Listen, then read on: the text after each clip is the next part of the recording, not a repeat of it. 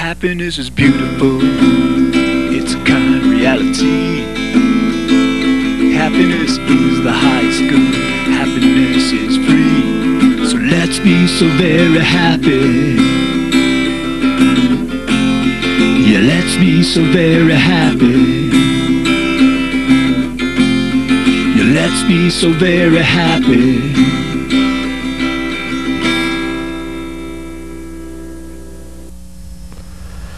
Welcome to the Happiness Show. This is Lionel Ketchian, and I'm here with George Ortega, and we're here to talk about happiness, because happiness is, always has been, and always will be the point of it all.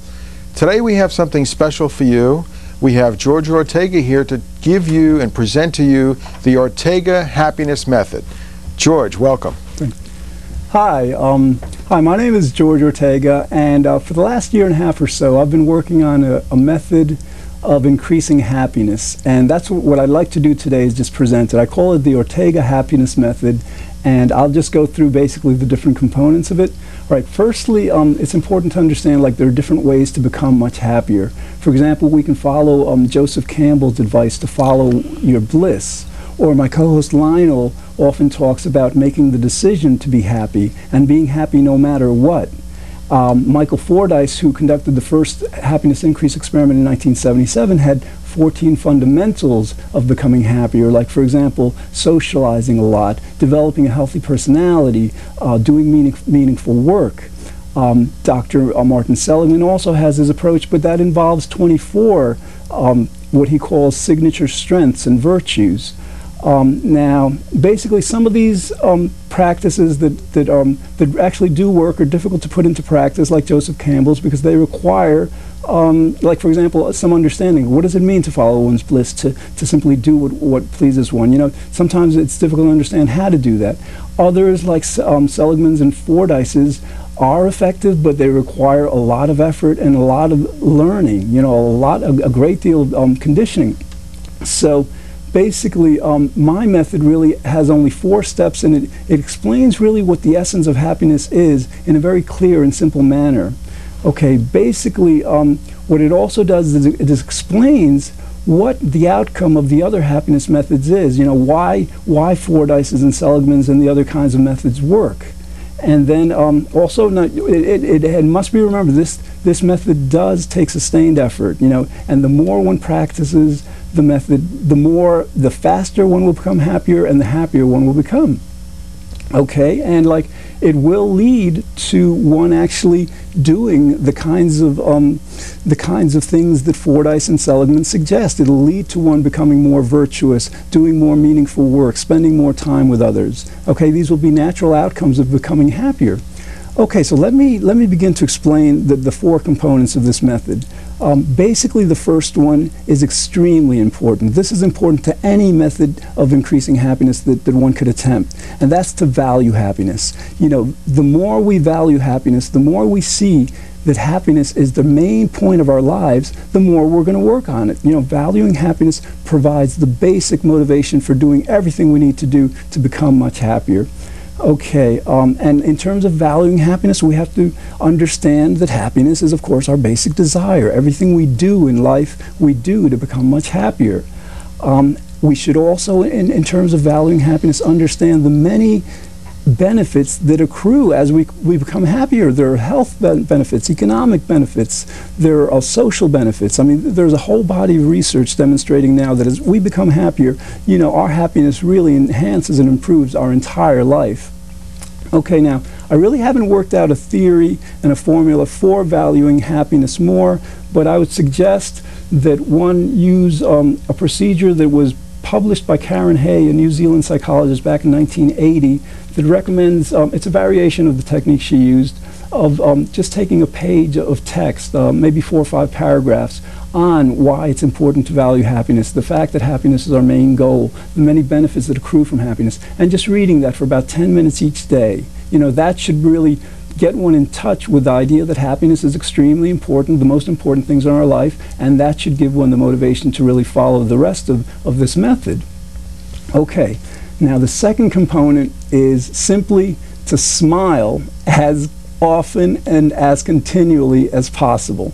Okay, now the smile is the most basic, fundamental expression of happiness. It's like, it's biological, it's physical.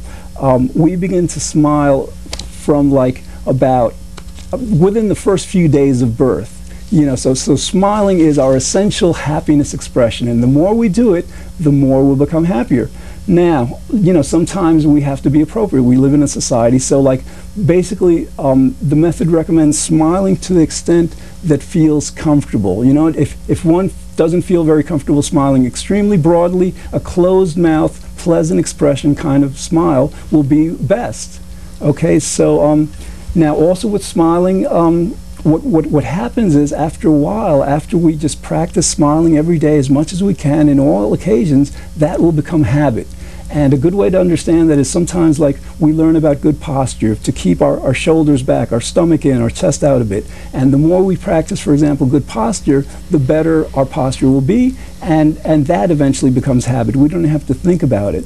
So with smiling, again, the more we smile, the more it'll become habit, and the more our smiles will be automatic.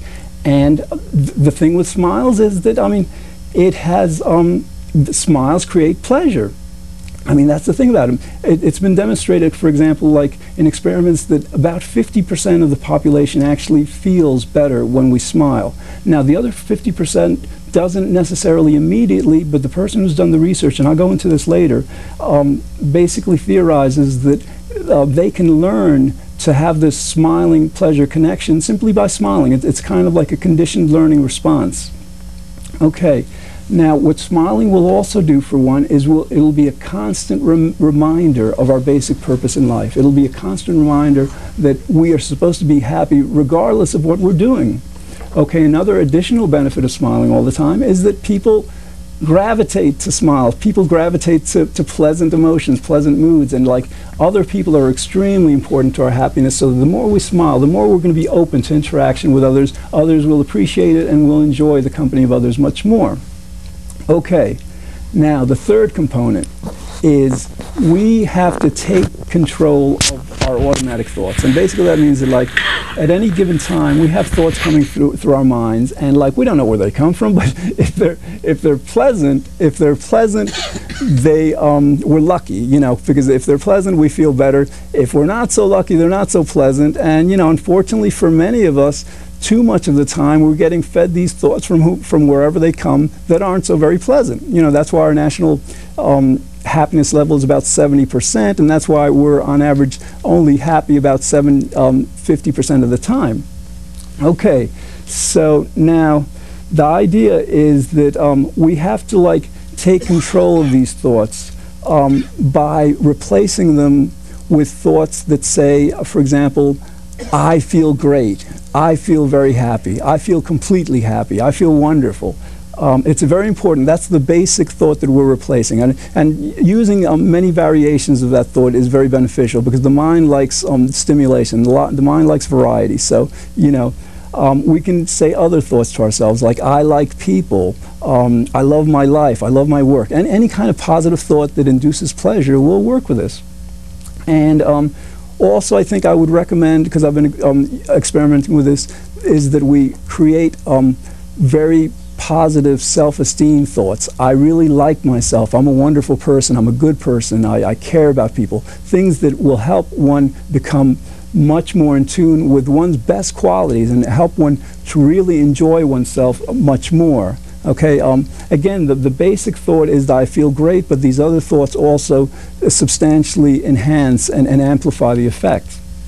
Okay, and we should like tailor these thoughts to whatever mood we're in. For example, if we're like working at something we don't necessarily like, then we can say to ourselves, hey, I really like this. And the thing with like thoughts is thoughts will determine our feelings. That's one of that's extremely important. Like regardless of what we're feeling, it's generally the thoughts that we're thinking that are creating those feelings. So that when we replace those negative, unpleasant thoughts with positive ones, our brains will follow. You know, after a while of our brain hearing ourselves saying, you know, this work is good, or I feel great, whatever, our brains will follow and our feelings will become much more pleasant.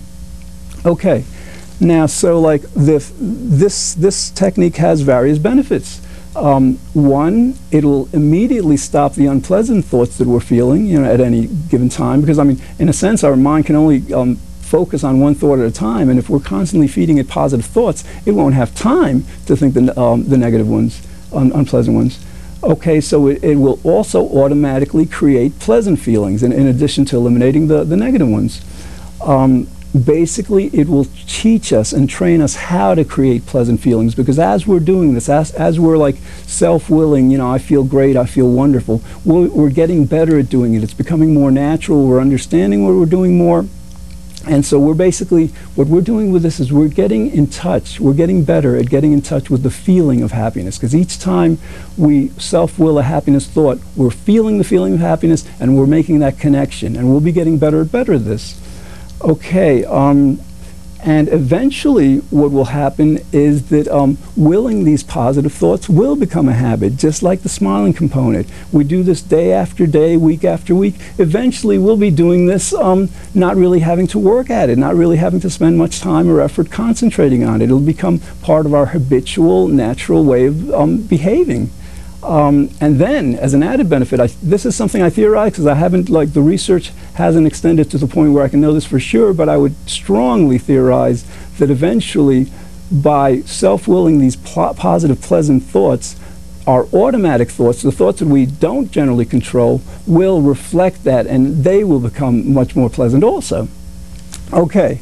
Now, the fourth component is something that I just recently began to learn about, but I found it extremely effective and extremely powerful, and that's laughing. And what I'm talking about is not laughing at a movie or a joke or something. I'm talking about self-motivated laughter, simulated laughter, where one simply just laughs because one decides to laugh, and basically laughter gets, the idea behind this is laughter gets one in touch with very strong feelings of happiness, much more strong feelings that are possible with both the smiling or the replacing one's automatic thoughts with other kinds of thoughts.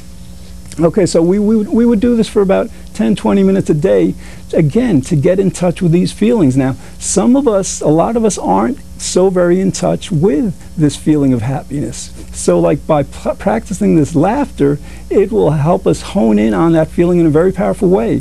For example, some of us aren't really in touch with the feeling of anger, right? So they have these anger management courses, techniques where a person is induced to become very angry, and by becoming very angry, one will understand what anger feels like, and then it'll be easier to replicate that. Naturally, we don't want to be very angry, but we do want to be very happy. So, in a sense, we can just basically get in touch with our happiness through this practice of laughing, of this great happiness, and that will get us in touch to the extent that even when we're not laughing, we'll be able to feel much happier than we did otherwise.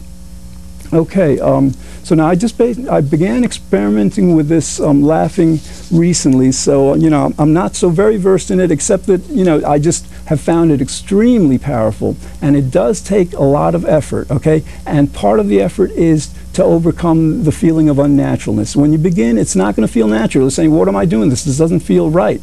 But if you spend a few days doing this, a week or so, it'll become more natural. It's kind of like, let's say, somebody who's never danced or sung before, right? When the first time somebody does that, it's going to feel, not natural. But again, doing this, you become more natural with it. You feel the benefit of it. You feel the extreme happiness, and that will motivate one to really laugh more.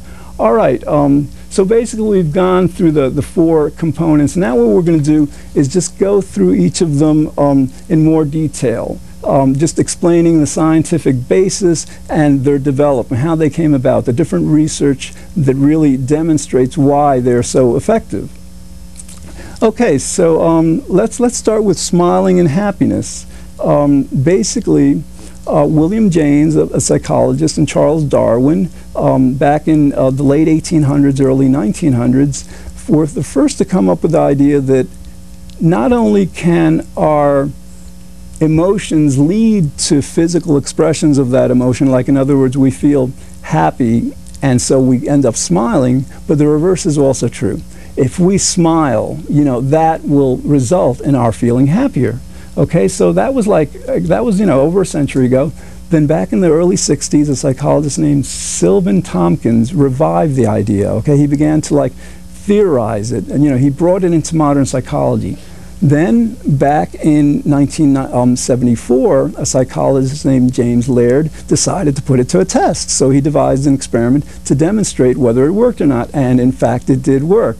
Okay, now, the caveat that I explained earlier is that the effect only works naturally for about 50% of the population. Okay, so that means that the other 50% would have to learn to smile and have that effect, that happiness take place. And it seems like a simple learned response, so I think anyone could really learn to do this. Okay, now, I have to say also that many of these studies were only conducted for a few minutes. No long-term studies, no studies of long-term continuous smiling have been conducted yet, and those studies are necessary. But my own experimentation that I haven't published yet demonstrates very clearly and strongly that the more we smile throughout our days, throughout our weeks, throughout our lives, the much more easily we'll become very happy. Okay, Lionel, so what do you think about the smiling happiness connection?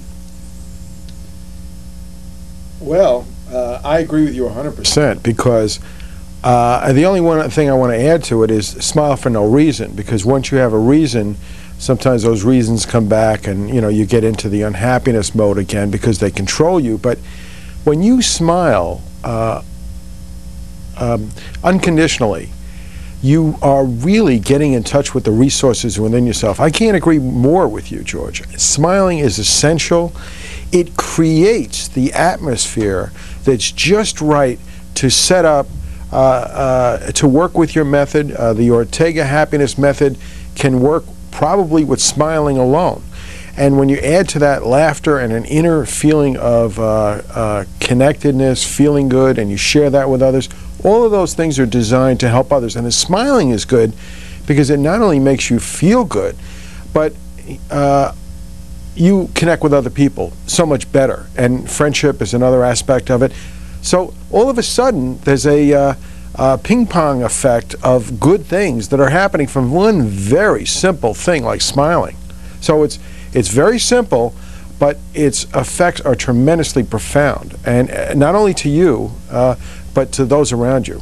It's very powerful. For example, they have found that when one improves one's posture, that's another behavior that actually improves one's mood. And again, we all know that posture can be made habit, so smiling can easily be made habit. And so it could be just like a new habit that just increases our happiness and sustains it, throughout our days. Yeah, and George, these are things we have total control over, and we don't make use of it. So I think it's a great thing that you bring up these resources that we have at our disposal, and so easily we could take charge and implement these new ways of our new state of mind and our new ways of acting so simply. I mean, it's just so great. Oh yeah, okay. So now we'll go over the science, the kind of like the development of willing, pleasant thoughts. Because even though my variation of willing, pleasant thoughts constantly, steadily throughout one's day, to my knowledge, has not been explored before, there have been variations that date back to the 1920s. Emile Coué, a French doctor, proposed this idea of saying to oneself throughout one's day, constantly, as much as possible, perhaps, I'm not sure about the exact research, but his statement was, every day in every way, I'm getting better and better. And naturally, he understood that when you say something like that, you're going to feel better. And so he advised his patients to do that. Now, my approach, kind of like works on happiness, because like getting better is good, is pleasant, but like feeling happy, I think, is more directly related to what we really want. But he really started things. Then, back in 1968, a psychologist named Emmett Velton devised a method called the Velton Mood Induction Procedure, where basically his subjects would read about 50 statements for about 10 minutes. And this didn't just apply to happiness, it applied to anger, to fear, whatever the statements said, whether they said, I feel great, I'm feeling fearful, whatever. After 10 minutes, the subjects would end up feeling much more like the text that they were reading. Okay, so that was like a major step in psychology. It demonstrated that one could very quickly change one's mood, in a very simple way. Okay, then back in 1980, Karen Hay, that psychologist I referred to earlier from New Zealand, put that method to a test of increasing happiness long term, because Velton's method was just basically for mood elevation. So basically what Hay did is she had her subjects recite about 18 positive statements for about 10 minutes each morning, and at the end of 2 weeks, the subjects were about 25% happier. Okay, so she demonstrated, you know, that by introducing positive thoughts into one's mind on a daily routine basis, one will significantly increase one's happiness in a very short amount of time. Again, my method hasn't been traditionally experimented with. You know, my personal experiments show that it's very powerful, but there are no yet published studies on the effectiveness of it. But you know, I think that it really is a very simple method to verify empirically. And George, just to make a quick mention about what you're saying, very simply, happiness is really a conscious state, and what you focus your attention and awareness to in what you're saying is where everything else will follow. So if you read a text that's positive every morning, as you suggest, you're naturally giving attention and intention to that, and so the mind will basically follow this, but you get to design what it is you're going to experience. So I think very naturally, and I think with common sense, what you're saying is upheld and makes all the sense in the world. So it's just fact. Yeah, because what is it? It's simply a method to focus one's mind. Right. You know, we're focusing on pleasure, we're focusing on the fact that we want to be as happy as possible, and it's as easy as just telling our minds, I'm very happy, because again, the research demonstrates very clearly that when we tell our minds these things, our mind believes it, and then the feelings follow. Okay, then the next component is laughing as an enhancer of happiness, and this has the research with this began actually with Norman Cousins, who published a book I think it was in '76. He also published an article where he actually overcame a serious illness, to a large part, he believes, through laughter. Okay, then back in 1995, an Indian doctor... Well, by the way, it was Anatomy of an Illness is the book you're referring to. Right, thanks, thanks. Okay, so then in 1995, an Indian doctor, Madan Kataria, took that idea and he developed a happiness club where people got together and initially... wait a minute, laughter club. Oh, I'm sorry. Thanks, thanks. All right, laughter club. So people got together and basically laughed, you know, together. And initially it was like with jokes, you know, but then he found that it was easier and it was possible to evoke laughter without any like stimulus, without laugh for no reason. Exactly. And that's actually the book that he wrote. He wrote a book. It's just published in 1999. It's called Laugh for No Reason, and like he has promoted this idea so that like there are about 2,000 laughter clubs throughout the whole country. And so he's really brought this idea of laughing to induce extreme pleasure, and he like stresses the biological effects. For example, laughing improves immune response. It benefits the body in many ways. But you know, as I've experienced personally very recently, and he knows this also, it's a great way to get in touch with that very positive feeling of happiness. You know what Norman Cousins said? He said laughter is inner jogging. So it's stimulation. It really is. As a matter of fact, yeah, they've demonstrated that like laughing for I think like a minute or so, a minute or two, has the same cardiovascular effect as exercising for like 10 minutes. Apparently it gets the heart going much faster, and it's a very practical, efficient way of exercising. Okay, and the last component we want to talk about in terms of the research is valuing happiness. Now the idea here is that happiness, like anything else, like everything in the world, is a desire. Okay, we desire happiness. We desire a lot of other things, but mainly the reason why we desire anything else that we desire is because we believe it'll make us happier. Okay, now with desires, the research demonstrates that in order for a desire to motivate action to fulfill it, we have to believe that fulfilling that desire is possible. You know, and that's very important with happiness, because a lot of people unfortunately don't believe that becoming much happier is possible, and they're certainly not aware that it's so easy. so that naturally they don't have such a great desire to become happier because they don't feel it's possible, and naturally then they would lack the motivation to seek it more directly with a lot of effort. So again, with my method, valuing happiness is extremely important because it sets everything in motion so that the person will do the necessary work to become much happier. Yeah, to know your purpose is very important. Oh yeah. Okay, so that's basically it. That's the science of the method. And again, like in summary, it's becoming much happier is as simple as, you know, valuing happiness, smiling as often as continually as possible, and very importantly, not allowing ourselves to just be victims of whatever thoughts happen to come into our minds. The more we take control of our thoughts and decide that we're going to think pleasant thoughts, and more specifically, think thoughts that clearly say, I feel great, I feel wonderful, the more we'll feel those feelings, and the more that process will become a habit. And of course, the last component is to engage in the laughter for the reason of getting more finely in tune with that feeling of happiness. Because again, like with a smile, it'll get you in touch with the feeling. With substituting self-willed thoughts, positive thoughts for automatic thoughts will also get you in touch with the feeling. But when you laugh, it gets you in touch with that feeling much more strongly. You really recognize it more. You know, George, what laughter seems to do best of all is lighten up. It makes you lighten up. You don't take things as seriously. You think you're better able to respond to things with laughter. You don't take yourself as seriously. Everything gets put in the right perspective. So I think laughter is an essential ingredient. Okay, I guess we're just about out of time here.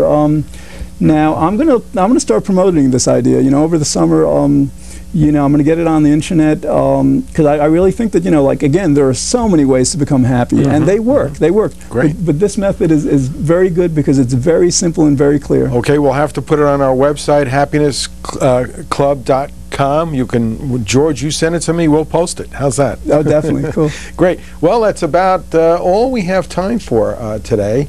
And we want to thank you for watching. In the future, we're going to explore other topics that are designed to help us better enjoy life. Well, be good, think well, feel happy, and I hope you join us again next week on The Happiness Show. Thanks a lot. Have a good week. Bye-bye now. Happiness is powerful. It's our underlying need. Happiness is why we live each day. Happiness is destiny. So let's be so very happy. Yeah, let's be so very happy. Yeah, let's be so very happy.